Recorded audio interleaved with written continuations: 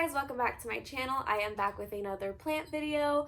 I am here with a Hoya care tips video. I posted my Hoya collection video a few weeks ago now, I think, and a lot of you guys were asking where the care tip video was because yes, I do have a lot of Hoyas that are flowering right now, but I don't know if you guys know this, but I don't really love doing care tips videos just because I feel like these videos are under a lot of scrutiny and a lot of criticism because I understand I haven't had Hoyas for that long. So for me to share my advice, it's not really the most logical thing to do because I don't have that much experience. But I do want to share my journey with you guys. That's sort of what my whole channel is about. I'm going to share what I've done for my Hoyas and what has worked for me. But because I know that I am an amateur, I know that I don't have the years and years and years of experience that other people clearly have out there, because there are some Hoya collectors that have some insane collections, like amazing stuff, and have flowers blooming like every other day. I wanted to ask them some advice, so I did end up posting on a Facebook page called Hoya Lovers FB, and I asked for some advice and I got some. So I wanted to share that advice with you as well as my own. The first thing that I wanted to talk about is watering. Hoyas don't really like a lot of water. They don't like being waterlogged. They like being somewhat moist, but they like drying out. That is not true for all Hoyas. I know that the Hoya Bella doesn't like to be dried out completely. The Hoya linearis, that Hoya, apparently, like if you let it dry out too much, the leaves just start to shrivel. The Hoya lacunosa also, I know, needs a little bit more water than the rest of my Hoyas.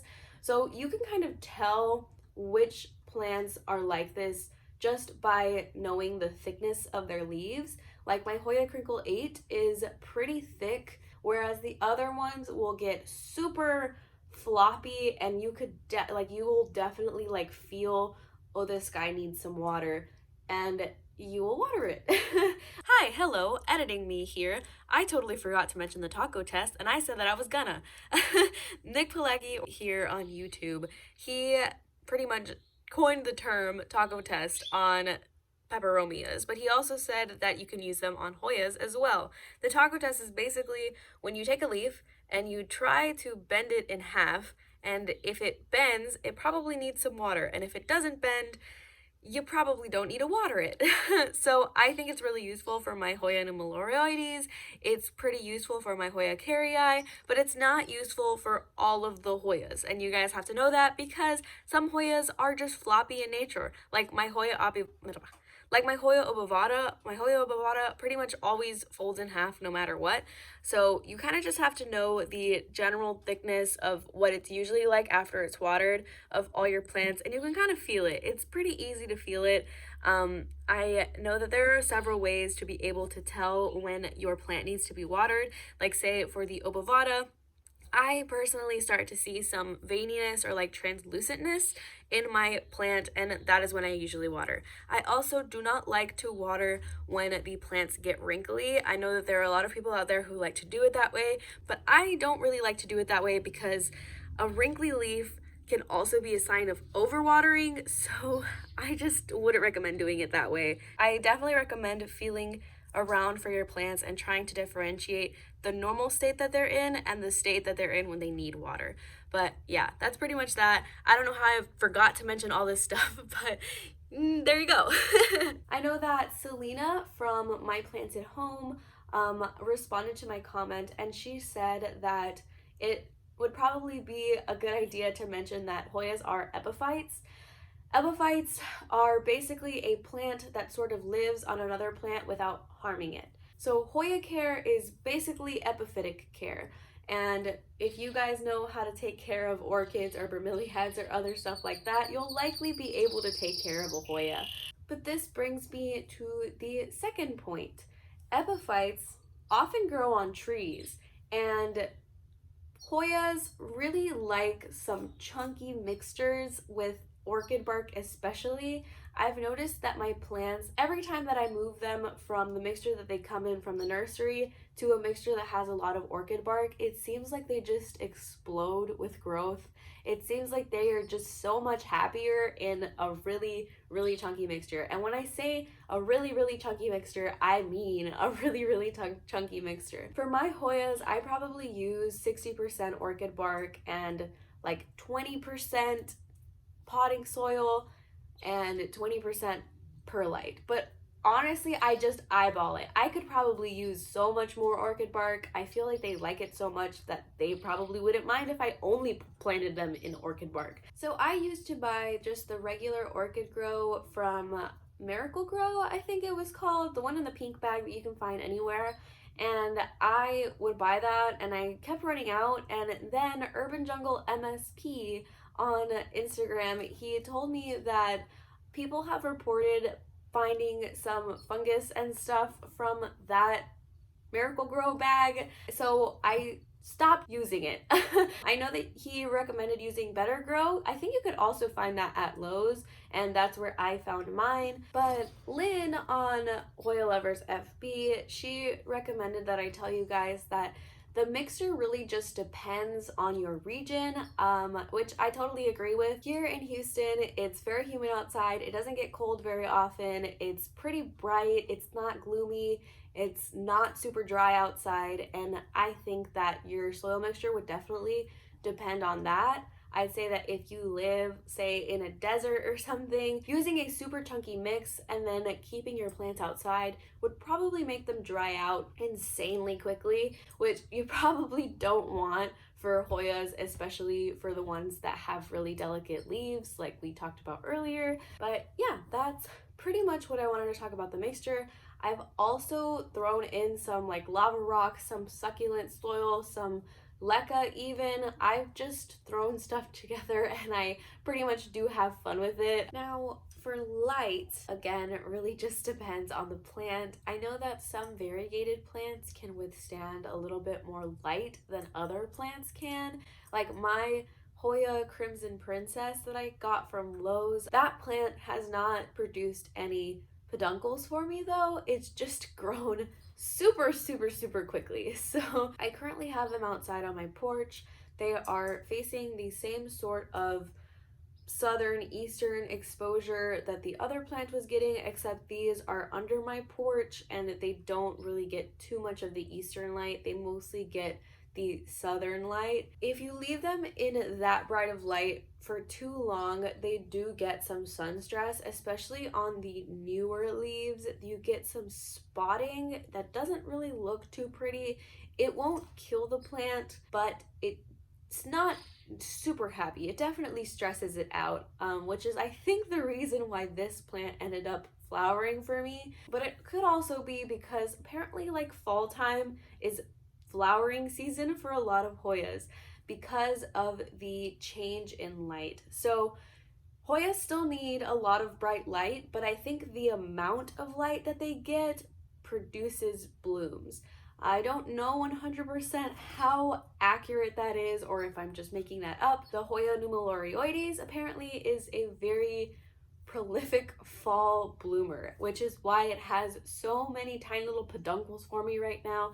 It has already actually flowered for me. It has one little bitty like 2-bit flower. It looks really silly, but it has a bunch of other ones on the way as well. But if you're wondering like, well, how'd you get your plants flowering? I think it's because I had my plants outside in very bright light, in a lot of humidity because I live in Houston, and because I still had them outside at temperatures that were around 70 degrees, and it was while the sun was changing positions because the seasons were changing, and I really think that's why my plants started flowering like crazy. But speaking of humidity, I think that Hoyas really like humidity.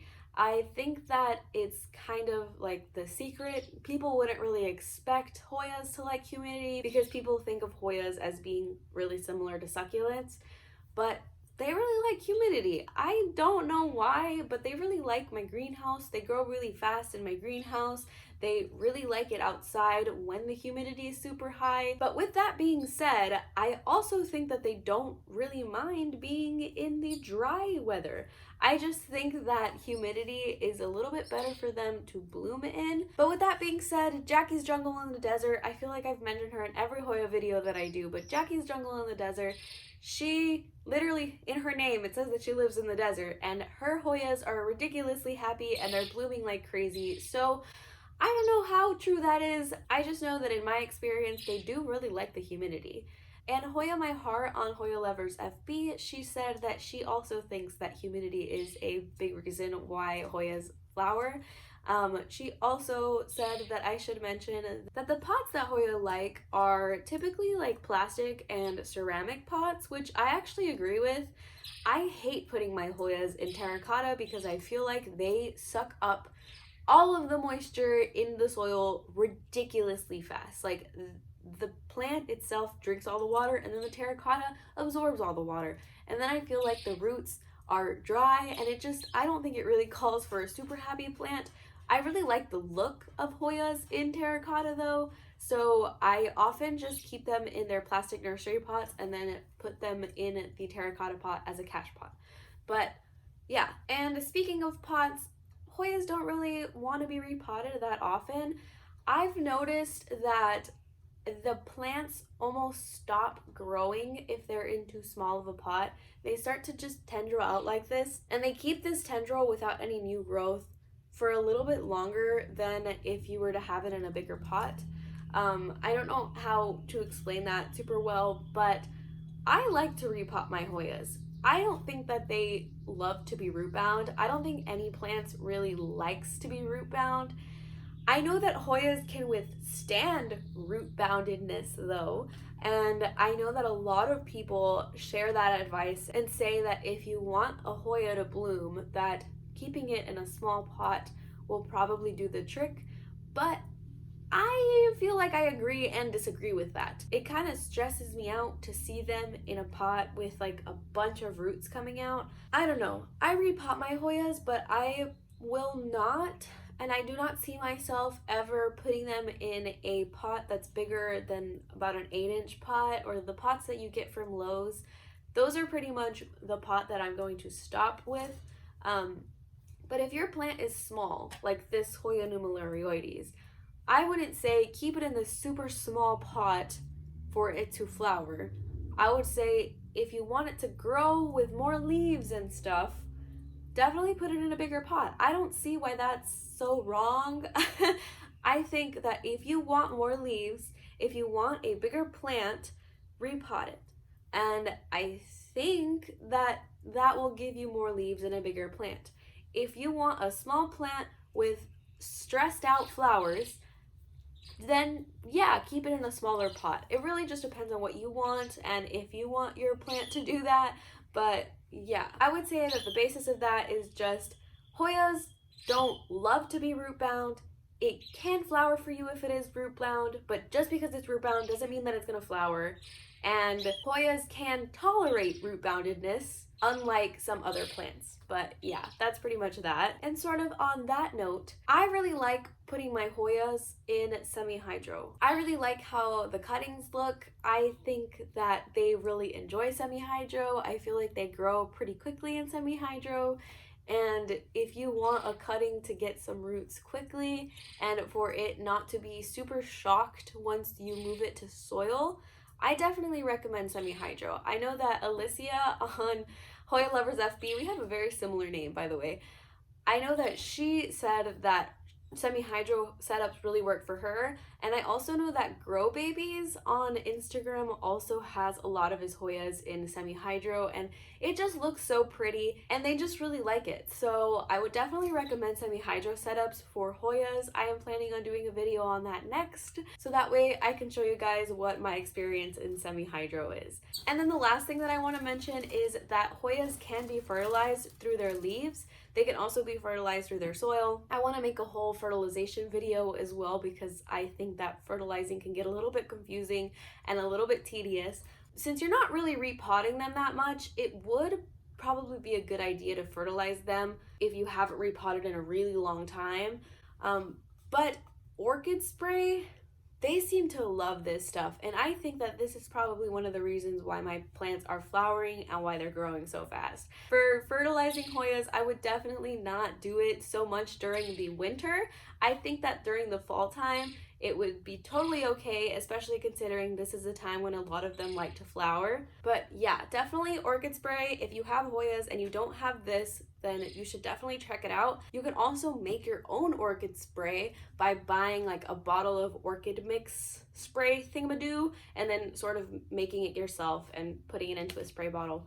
But yeah, that's that. But that's pretty much all the tips that I want to share with you guys. If you have any questions about Hoya care, go ahead and leave them in the comments down below. If you want to share your experience with Hoya care, also leave that in the comments down below. If you guys want any more tips, I would definitely recommend vermonthoyas.com. They have a lot of information on growing Hoyas there. Hoya Lovers FB is not really a spot to get a ton of information at once, but if you have questions, I'm sure that somebody will answer you there. I know that Nancy on Hoya Lovers FB recommended House Forum for Hoyas as well. If you guys have any questions, you could probably put it there. But yeah, that's pretty much it for today's video. If you guys like the video, go ahead and hit the like button down below. And if you like me and you like plant videos and you like Hoyas, go ahead and subscribe to my channel. And I guess I will see you guys in the next one. Bye!